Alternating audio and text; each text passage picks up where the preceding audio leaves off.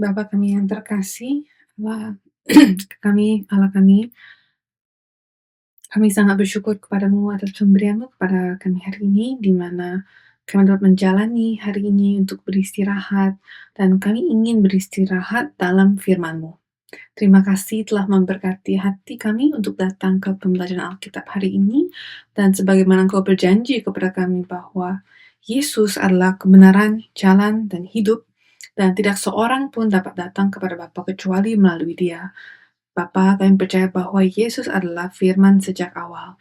Maka kami berdoa agar saat kami mempelajari dan mendalami firman-Mu pagi ini, kami dapat sungguh-sungguh mendekat kepadamu, kepada Allah Bapa kami, dan tolonglah kami untuk dapat melihat-Mu dan bertemu dengan-Mu, dan yang terpenting supaya kami dapat sadar betapa besar kasih-Mu yang telah Engkau berikan kepada kami, dan kami juga ingin mempelajari ini melalui firman-Mu yang berharga, perjanjian kekal untuk semua generasi, yaitu 10 perintah Allah.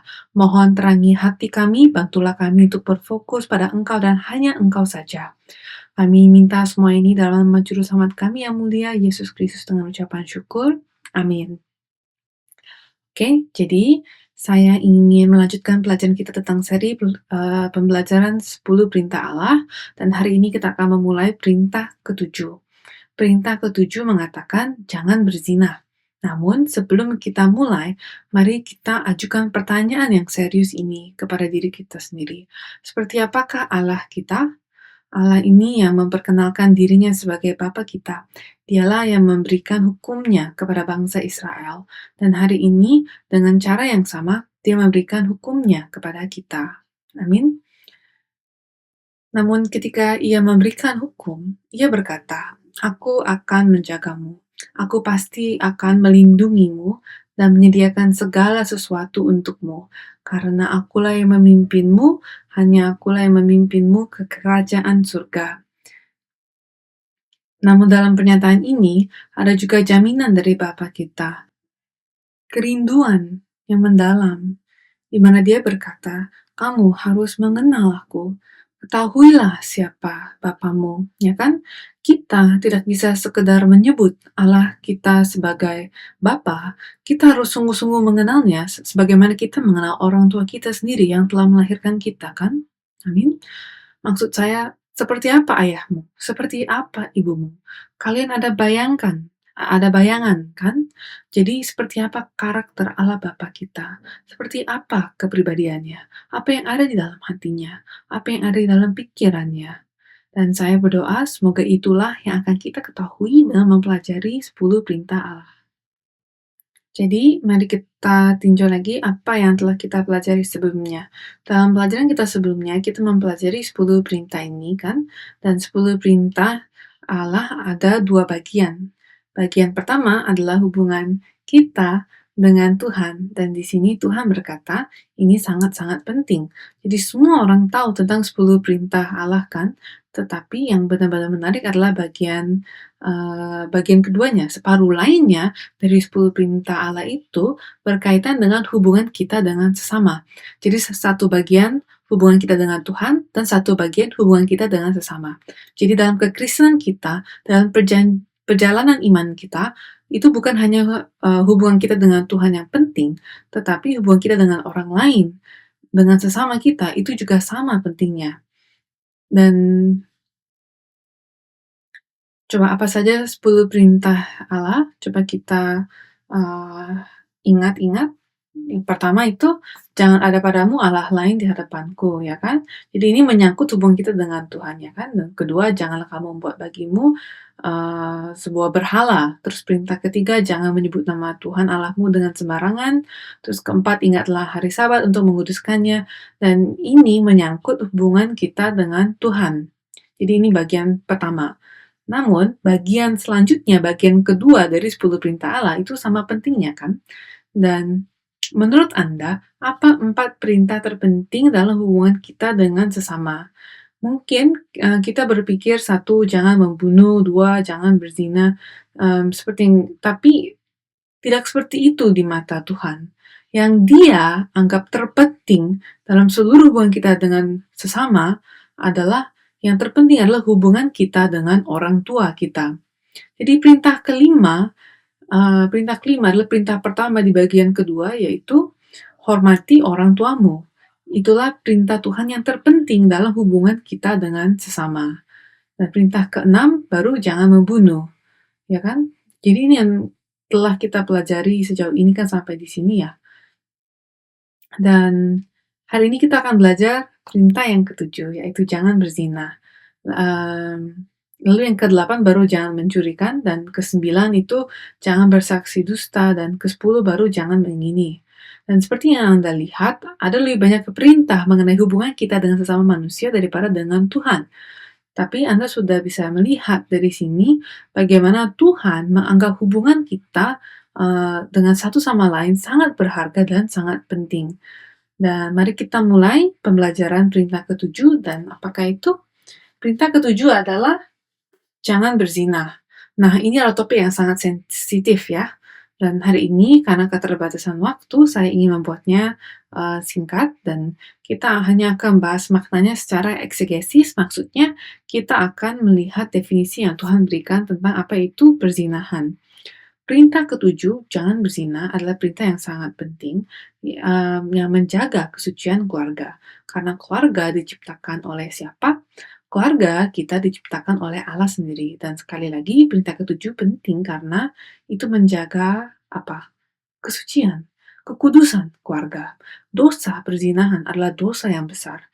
Dan seperti yang kita ketahui, perzinahan adalah dosa yang menghancurkan pernikahan yang kokoh dengan terlibat dalam hubungan di luar nikah. Dan perzinahan juga merupakan dosa fatal yang menghancurkan keluarga yang dibangun oleh Allah. Dan karena itu, perzinahan pada akhirnya menghalangi sejarah penebusan Allah. Anda dan saya berkumpul di sini untuk menjadi pengurus sejarah penebusan, kan? Oleh karena itu, perintah ini sangat penting. Perintah ini sebenarnya sangat praktis bagi kehidupan iman kita, karena perzinahan adalah dosa yang sangat berat. Beratnya dosa ini tercermin dengan jelas dalam apa yang dikatakan Ayub tentang perzinahan. Ayub berkata dalam Ayub pasal 31 ayat 11-12 dikatakan, karena hal itu adalah perbuatan mesum, bahkan kejahatan yang patut dihukum oleh hakim. Sesungguhnya itulah api yang memakan habis. Di bahasa aslinya ini ditulis habis hingga ke Abaddon. Dan Abaddon ini adalah tempat kehancuran. Lanjut, dan menghanguskan seluruh hasilku. Terjemahan lain, mereka sebenarnya menerjemahkannya seperti mengambil semua penghasilan atau pendapatan atau panenku, semua yang kuhasilkan atau capai akan lenyap karena dosa ini. Jadi kita sudah bisa melihat betapa merusaknya perzinahan bagi kehidupan pribadi kita. Dan tidak hanya bagi diri kita sendiri, tetapi juga bagi keluarga kita. Dan mengetahui hal ini, iblis melakukan segala cara untuk menghalangi kita dalam menjadi pengurus setia secara penebusan. Setan sudah sedang mencoba menghancurkan semua rumah tangga di seluruh dunia. Dan saya ingin kita perhatikan fenomena yang kita hadapi dalam masyarakat saat ini. Apa yang kita sadari? Ada penghancuran rumah tangga, kan? Setan tahu bahwa penghancuran rumah tangga secara langsung mengganggu atau menggagalkan bahkan sejarah penebusan Allah. Jadi agar kita memahami beratnya dosa perzinahan, kita harus terlebih dahulu memahami definisi Bapa tentang pernikahan yang sejati. Oke? Jadi suami dan istri yang asli, dan ini disebut maksudnya pasangan purba. Siapakah suami dan istri yang pertama? Itu Adam dan Hawa. Adam dan Hawa. Mari kita telusuri kembali ke zaman Adam dan Hawa. Kita tahu dengan pasti bahwa Tuhan membentuk keluarga Adam dan Hawa ini, dan itulah fondasi kerajaannya. Jadi misalnya bagi Adam dan Hawa, mereka adalah fondasi inti kerajaan Tuhan, yaitu Taman Eden saat itu, kan? Dan coba kita perhatikan, karena Tuhan membentuk keluarga sebagai fondasi kerajaannya, perintah ketujuh mengajarkan kita tentang martabat keluarga ini, betapa pentingnya hal ini, oke? Dan kita dapat menelususinya kembali ke pasangan purba kita, yaitu Adam dan Hawa. Jadi keluarga adalah kesatuan dasar dari komunitas perjanjian. Harus ada keluarga dan kemudian barulah bisa ada komunitas perjanjian, ya kan? Ketika ada komunitas perjanjian yang didirikan, bisa ada bangsa atau kerajaan Allah.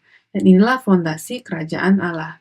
Dan karena itu, sebuah keluarga harus kudus, agar sebuah komunitas atau masyarakat atau bangsa kita menjadi kudus, ya kan? Dan kita berdoa agar Korea atau Malaysia atau Singapura atau Amerika Serikat atau Indonesia itu dapat menjadi kerajaan imamat, kerajaan yang kudus, kerajaan kudus imamat, ya kan? Tapi perintah ketujuh mengajarkan kita bahwa di mana semua ini dimulai. Ini semua gerakan besar ini, reformasi besar ini dimulai dalam keluarga kita. Jika keluarga kita tidak kudus, kita tidak dapat mencapai bangsa yang kudus. Karena itu, pengudusan keluarga ini benar-benar bergantung pada apa? Pada pasangan, um, pada kekudusan mereka. Kekudusan pasangan adalah penentu terbesar agar bangsa kita menjadi bangsa imamat yang kudus bagaimana ada dan saya doakan setiap hari. Jadi, jika kesucian pasangan hancur, dapatkah Anda bayangkan jika perzinahan terjadi, seluruh kerajaan Allah dipertaruhkan dan dihancurkan, kan? Jadi perzinahan adalah racun ampuh yang langsung menghancurkan keluarga yang telah Allah didirikan dan akibatnya seluruh kerajaan bisa runtuh. Oke? Jadi kembali ke perintah keenam dikatakan jangan membunuh dan sama seperti sebagaimana kita memahami beratnya dosa pembunuhan dengan mendefinisikan martabat hidup, maka dikatakan jangan membunuh kan? Dan untuk memahami hal ini, kita harus memahami apa yang didefinisikan sebagai kehidupan. Dan kita akan mencoba memahami beratnya dan betapa mengerikannya dosa perzinahan dengan memahami martabat sebuah keluarga atau pasangan yang sudah menikah. Dan saya harap ini akan menjadi pelajaran yang sangat penting bagi kita, baik Anda yang masih lajang atau akan menikah maupun yang sudah menikah. Dan saya pikir ini adalah pemahaman yang sangat-sangat penting yang harus Anda dan saya miliki sebagai orang Kristen sejati. Ya, jadi pertama-tama mari kita bahas seperti apa seharusnya suami dan istri di mata Allah.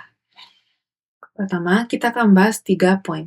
Poin pertama adalah bahwa suami dan istri memiliki hubungan yang tak terpisahkan. Mengapa? Karena semua bangsa, setiap individu, termasuk Anda dan saya, yang hidup saat ini adalah keturunan siapa? Secara fisik, kita adalah keturunan Adam dan Hawa kan. Mereka adalah pasangan pertama yang ditabiskan secara ilahi, ya kan? Jadi, karena Tuhan menciptakan Adam dan Hawa, dan dia secara ilahi menguduskan pasangan ini, dan karena kita semua berasal dari mereka, hal ini berdampak langsung pada kehidupan kita. Oke, jadi mari kita lihat hubungan tak terpisahkan seperti apa yang Tuhan sendiri tempatkan pada Adam dan Hawa, karena Tuhanlah yang memulai segalanya kan. Kita lihat di Kejadian 2 ayat 24, dikatakan Kejadian 2 ayat 24. Sebab itu seorang laki-laki akan meninggalkan ayahnya dan ibunya dan bersatu dengan istrinya sehingga keduanya menjadi satu daging. Jadi di sini kata bersatu, uh, dan maksud saya ini bukan bahwa Tuhan baru saja menciptakan Adam dan Hawa saat ini, tetapi yang saya maksudkan adalah ketika mereka menikah. Ketika Tuhan menciptakan pasangan perubahan ini, Tuhan berfirman seperti itu dan frasa dan mereka bersatu baru dikatakan setelah mereka menikah gitu. Dan kata yang patut diperhatikan adalah bersatu. Kata bersatu ini dalam bahasa aslinya adalah dabah. Dabah sebenarnya berarti berpegang teguh atau melekat. Melekat bukan hanya sekedar berpegang pada sesuatu, tetapi artinya adalah untuk tetap dekat. Artinya keterikatan yang penuh. Dan biasanya ini merujuk pada lidah yang menempel di langit-langit mulut. Dan kata dabah biasanya digunakan seperti itu. Jadi menurut prinsip penciptaan Tuhan, hubungan suami istri ini lebih dekat dan lebih kuat daripada hubungan orang tua dan anak. Dan ini jadi Ini sebelum ada anak kan, hubungan yang kita lihat ini antara Adam dan Hawa, dan kata Tuhan, "Dabah," ya kan? Tuhan mengatakan dabah kepada mereka. Jadi inilah ciptaan utama Tuhan, dan Dia menyatakan bahwa hubungan orang pernikahan ini lebih dekat, lebih intim, dan lebih kuat daripada hubungan orang tua dengan anak. Jadi juga mengenai derajat kekerabatannya, misalnya antara orang tua dan anak kita sebut ada satu derajat ya kan, dan orang Korea biasanya mengatakannya begini, "Berapa derajat antara seorang pria dengan istrinya? Nol, 0 derajat antara seorang pria dengan istrinya." Jadi seperti itu contohnya. Jadi mengenai derajat kekerabatan, pasangan adalah orang terdekatnya. Dan inilah sebabnya Adam berkata dalam kitab Kejadian pasal 2 ayat 23, coba kita baca bersama-sama. Lalu berkatalah manusia itu, inilah dia tulang dari tulangku dan daging dari dagingku, ia akan dinamai perempuan sebab ia diambil dari laki-laki. Dan saya tidak tahu perempuan ini, arti kata perempuan ini berarti berasal dari laki-laki. Dan saya sadar, saya banyak berpikir tentang hubungan antara orang tua dan anak akhir-akhir ini, dan bagaimana kita ini semua, kita semua keluar dari rahim ibu kita, ya kan.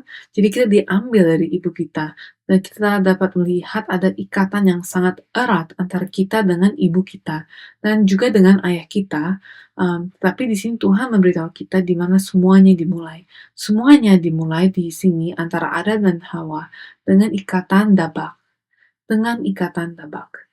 Dan ini di mana perempuan diambil dari laki-laki, perempuan dibentuk dari tulang rusuk yang diambil dari Adam kan. Jadi sebuah pasangan adalah hubungan yang paling erat di bumi. Apakah Anda setuju? Jadi poin kedua, suami dan istri bukanlah dua melainkan satu.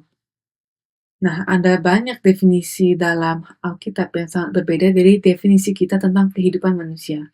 Dan saya pikir ini definisi yang sangat penting, yang perlu kita tanamkan dalam hati kita. Karena kita sering berkata, "Aku adalah aku," ya kan? Maksudnya banyak yang merasa, "Oh, saya seorang individu," atau, "Oh, saya seorang wanita, saya seorang pria," atau, "Oh, saya orang yang sudah menikah. Saya menikah dengan suami saya menikah dengan istri saya."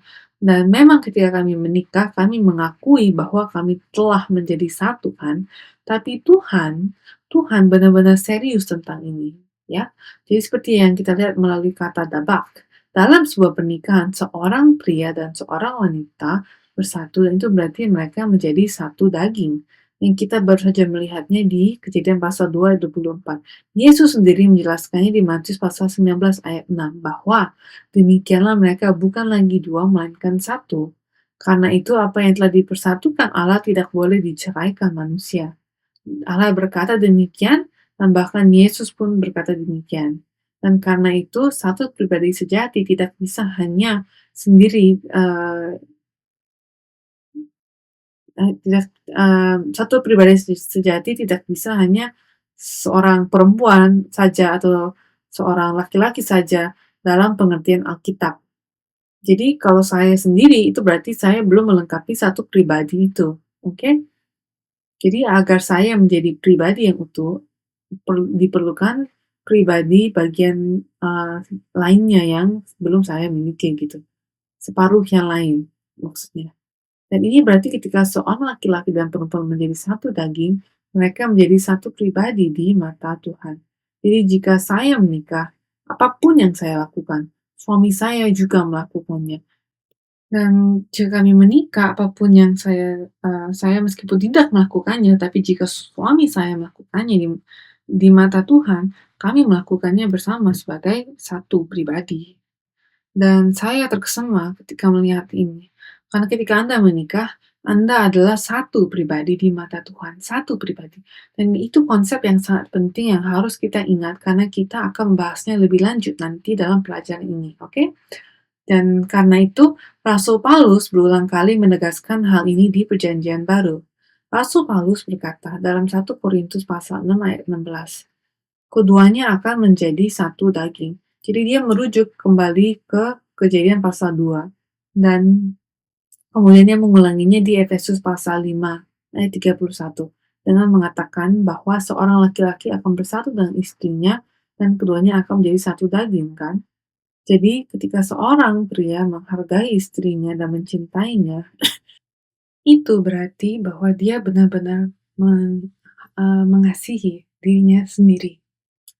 Jadi dalam Efesus pasal 5 ayat 28, Rasul Paulus juga berkata, siapa yang mengasihi istrinya mengasihi dirinya sendiri. Coba kita lihat di 1 Petrus 3 ayat 7, Rasul Petrus juga mengatakan ini. Ingat, ini tidak hanya merujuk pada pria saja ya, tapi suami dan istri sudah menjadi satu kan? Jadi kita harus mengingat itu ya. Jangan berkata, oh ini yang kita pelajari di pembelajaran Alkitab, ini pesan untuk para suami saja. Jadi bukan seperti itu, ya, tapi ini untuk sama-sama. Coba kita baca bersama-sama. Demikian juga kamu, hai suami-suami, hiduplah bijaksana dengan istrimu sebagai kaum yang lebih lemah. Hormatilah mereka sebagai teman pewaris dari kasih karunia, yaitu kehidupan, supaya doamu jangan terhalang. Dan saya pikir ini adalah pernyataan yang sangat indah mengenai pernikahan. Oke, mari kita lanjut ke poin ketiga. Suami istri itu sama-sama telanjang tetapi tidak malu. Jadi pasangan purba kita telanjang, Adam dan Hawa telanjang tetapi tidak malu. Dan ini sangat-sangat penting karena kita sangat takut akan ketelanjangannya kan, baik ketelanjangan fisik, rohani, maupun secara mental. Kita sangat labil dan tidak percaya diri dengan kekurangan kita. Kan seringkali begitu. Tapi pasangan yang sejati, ketika mereka telanjang, mereka tidak merasa malu. Dan itulah berkat yang Tuhan berikan kepada pasangan purba ini. Dan itulah akar kita. Kejadian pasal 2 ayat 25 mengatakan bahwa pria dan istrinya sama-sama telanjang, tetapi mereka tidak malu. Dan ini sangat-sangat penting. Tetapi jika Adam dan Hawa hidup dengan firman Tuhan sebagai pusat kehidupan mereka, inilah yang akan terjadi kan. Tapi karena Hawa mengambil buah pengetahuan tentang yang baik dan yang jahat, dan ketika Hawa melakukannya, siapa juga melakukannya? Tentu Adam kan, karena mereka kan sudah menjadi satu. Jadi Adam juga akhirnya memakan buah dari pohon pengetahuan tentang yang baik dan yang jahat. Sehingga mereka jatuh, dan sejak mereka jatuh, rasa malu datang. Dan pendeta Abraham Park mendefinisikan rasa malu seperti ini. Malu adalah keadaan mental yang tidak wajar dan tidak stabil, yang disebabkan ketika seseorang kehilangan kekudusan dengan melupakan firman Tuhan dan berbuat dosa. Dan saya tidak pernah menyamakan rasa malu dengan kekudusan sebelumnya, sebelum saya mendengar pernyataan ini. Jadi kekudusan dalam bahasa Ibrani adalah kadesh. Kadesh. Ya, kata kudus ini sangat berbeda dari pemahaman kita. Dan saya sudah berbagi ini beberapa kali di gereja Shiloh kita, tetapi dalam pemahaman Yahudi tentang kekudusan, ini adalah sesuatu yang dipisahkan untuk tujuan yang sangat spesifik. Jadi kekudusan itu berarti dipisahkan untuk suatu tujuan. Beda dengan pemahaman kita hari ini kan. Jadi tujuan sama dengan kekudusan. Oke? Jadi contohnya, saya membenci seseorang dan saya ingin membunuh orang ini. Sehingga saya membeli sebuah pedang untuk melakukannya. Dan pedangnya itu menjadi kadesh, menjadi kudus. Pedang itu kudus karena pedang itu dipisahkan untuk melakukan tujuan khusus, yaitu untuk membunuh orang itu. Dan jadi seperti itu definisi kudus dalam pemahaman Yahudi, yaitu dipisahkan untuk tujuan tertentu, dipisahkan. Jadi ketika Anda kehilangan kekudusan, berarti ketika Tuhan berkata, jadilah kudus karena aku kudus, Tuhan berkata, tujuanku adalah untukmu. Jadi aku ingin tujuanmu menjadi tentang kita, tentang aku, tentang tujuanku. Kan? Jadi ketika kita kehilangan tujuan itu, ketika kita kehilangan keadaan di mana kita dipisahkan untuk tujuan tertentu yang telah Tuhan tetapkan, dan ketika dia tetapkan ketika dia menciptakan Adam dan Hawa, maka rasa malu pun datang. Dan itulah yang ditunjukkan oleh pasangan purba kepada kita. Dan coba kita lihat di Yeremia 17 ayat 13. Yeremia 17 ayat 13. Katakannya pengharapan Israel, Tuhan, semua orang yang meninggalkan engkau akan menjadi malu. Orang-orang yang menyimpang daripadamu akan dilenyapkan di negeri, sebab mereka telah meninggalkan sumber air yang hidup, yakni Tuhan. Selama Adam dan Hawa berpegang teguh pada firman Tuhan sebagai pusat kehidupan mereka, mereka tidak akan pernah merasa malu, dan mereka selalu dipenuhi dengan sukacita dan kegembiraan. Maka namanya Eden kan? Eden berarti kegembiraan. Selama mereka berpegang teguh pada firman Tuhan, pada janjinya, mereka dibalut dengan penuh kemuliaan ini. Jadi meskipun mereka telanjang, mereka tidak dapat melihat ketelanjangan itu. Mereka hanya bahagia. Oh, istriku begitu cantiknya, suamiku begitu tampannya, karena penuh dengan kemuliaan Allah. Jadi apakah kepenuhan kemuliaan Allah ini, apakah yang penuh dengan kasih karunia Allah, kebenaran dan kemuliaan Allah, apakah jubah kemuliaan yang dikenakan Adam dan Hawa di Taman Eden? Apakah jubah kemuliaan harus kita kenakan hari ini? Coba kita lihat di Roma pasal 13 ayat 14, di mana dikatakan, tapi kenakanlah Tuhan Yesus Kristus, ya kan? Galatia pasal 3 ayat 27 juga mengatakan, karena kamu semua yang dibaptis dalam Kristus telah mengenakan Kristus. Jadi meskipun pasangan pertama dan keluarga pertama sangat sangat mulia dalam penciptaan awalnya, rasa malu menimpa mereka setelah kejatuhan karena dosa-dosa mereka, kan? Dan menyadari ketelanjangan mereka, dengan apakah mereka mengganti jubah kemuliaan ini setelah mereka menyadari ketelanjangan mereka, mereka membuat penutup pinggang hanya dengan daun ara. Dan ketika mereka mendengar suara Tuhan, mereka bersembunyi baringnya di antara pohon-pohon di taman itu. Jadi kita melihat bahwa Allah menjadi benar-benar terpisah dari orang ini, kan? Dari orang ini. Allah menjadi terpisah. Jadi mari kita simpulkan, keluarga yang harmonis adalah sarang yang penuh kasih, tempat peristirahatan, dan fondasi kebahagiaan.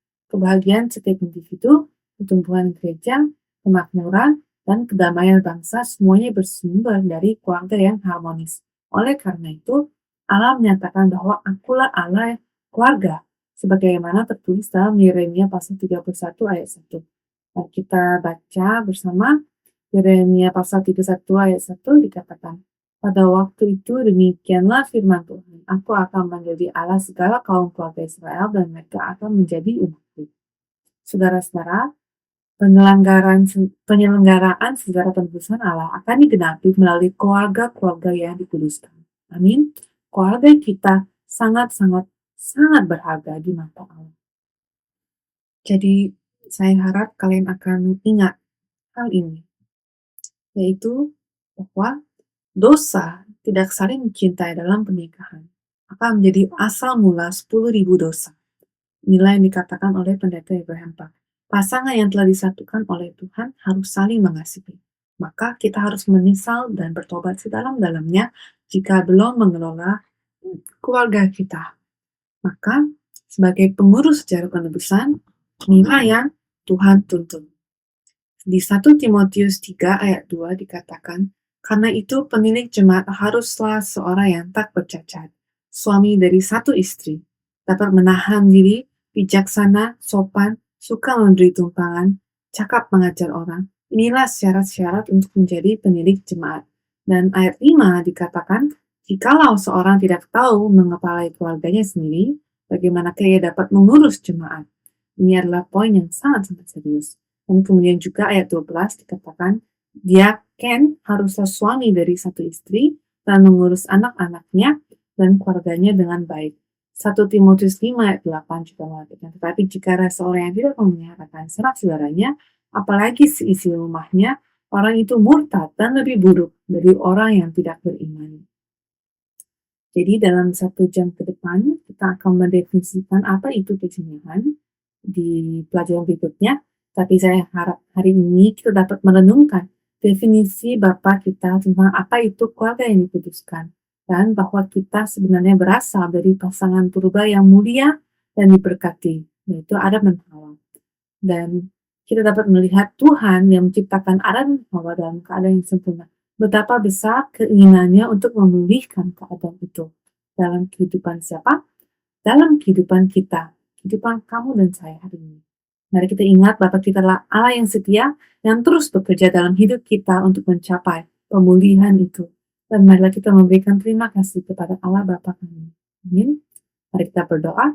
Bapa, kami sangat bersyukur kepadamu karena telah mengizinkan kami melihat betapa berharganya keluarga kami dan betapa berharganya pernikahan kami. Kami mungkin berada dalam kondisi yang berbeda saat ini, tapi kami tahu satu hal, yaitu bahwa Engkau sedang bekerja untuk memulihkan keadaan sempurna dari pasangan yang dikuduskan. Karena itulah kesatuan dasar yang akan membangun bangsa yang kudus. Jadi bangsa yang kudus, kerajaan imamat yang pada akhirnya akan menegakkan kerajaan Mesias di bumi ini. Bapa, kami mengaku di hadapan-Mu, meskipun kami lemah, kami ingin membangun keluarga itu, dan kami ingin menjadi istri terbaik bagi suami kami. Kami ingin menjadi suami terbaik bagi istri kami. Meskipun kami lemah, kami juga ingin menjadi eh, anak terbaik bagi orang tua kami, dan orang tua terbaik bagi anak-anak kami. Bapak, kami mengakui di hadapan bahwa kami tidak dapat melakukan ini sendirian, maka tolonglah kami, semoga firman-Mu menjadi hidup dan aktif dalam kami, sehingga firman-Mu menguatkan kami, memampukan kami untuk berjalan di jalan pemilihan. Kami percaya Engkau akan mewujudkan semua ini sesuai dengan perjanjian-Mu, dan sekali lagi kami menaikkan syukur kami dalam nama Tuhan Yesus, kami menaikkan doa ini. Amin.